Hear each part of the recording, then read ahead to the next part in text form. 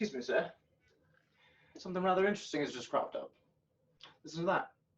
Music. Civilian broadcasting. I think those fellows in the Pentagon are giving us an exercise to test our readiness. Personally, I think it's taking things a bit too far.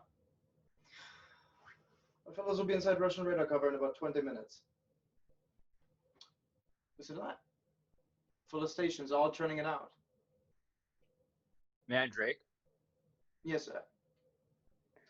I thought I issued instructions for all radios on this base to be impounded. Oh, well, you did indeed, sir. I was in the process of impounding this very one when I happened to switch it on. I thought to myself, our fellow's hitting Russian radar cover in 20 minutes. I'd better tell you, because if they drop their stuff, it'll cause a bit of a stink, won't it? Group Captain, the officer exchange program does not give you any special prerogatives to question my orders. I realize that, sir. But I thought you'd be rather pleased to hear the news. And after all, let's face it, we don't want to start a nuclear war unless we have to, do we? Please, sit down. And turn that thing off. Yes, sir.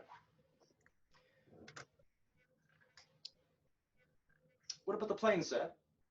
Surely we must issue the recall code immediately.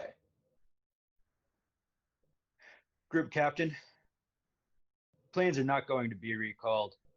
My attack orders have been issued and those orders stand. If you'll excuse me saying so, sir, that would be, to my way of thinking, rather an odd way of looking at it. You see, if a Russian attack was in progress, we would certainly not be hearing civilian broadcasting. Are you certain of that, Mandrake? I'm absolutely positive. What if it is true?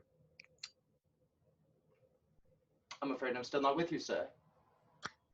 Because, I mean, if a Russian attack was not in progress, then your use of Plan R, in fact, your orders to the entire wing,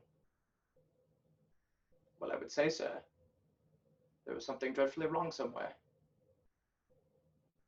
Why don't you just take it easy, Group Captain?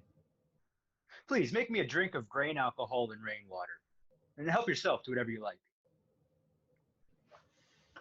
General Ripper, sir, it is my clear duty, as an officer in Her Majesty's Air Force, to issue the recall code upon my own authority and bring back the wing. If you'll excuse me, sir.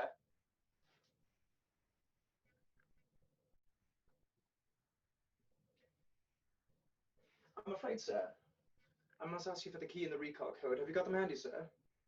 I told you to take it easy, Group Captain.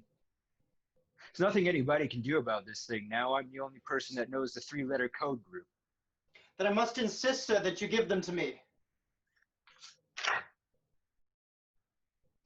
Do I take it, sir, that you are threatening a brother officer with a gun? Mandrake, I suppose it never occurred to you that while we're chatting here so enjoyably, a decision is being made by the President and the Joint Chiefs in the war room at the Pentagon. When they realize there is no possibility of recalling the wing, only one course of action will be taken. Total commitment. Mandrake, do you recall what Clemenceau once said about war? No, sir, I don't think I do. No. He said, war is too important to be left to the generals. When he said that 50 years ago, he might have been right.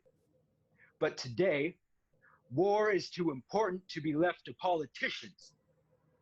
They have neither the time, the training, nor the inclination for strategic thought.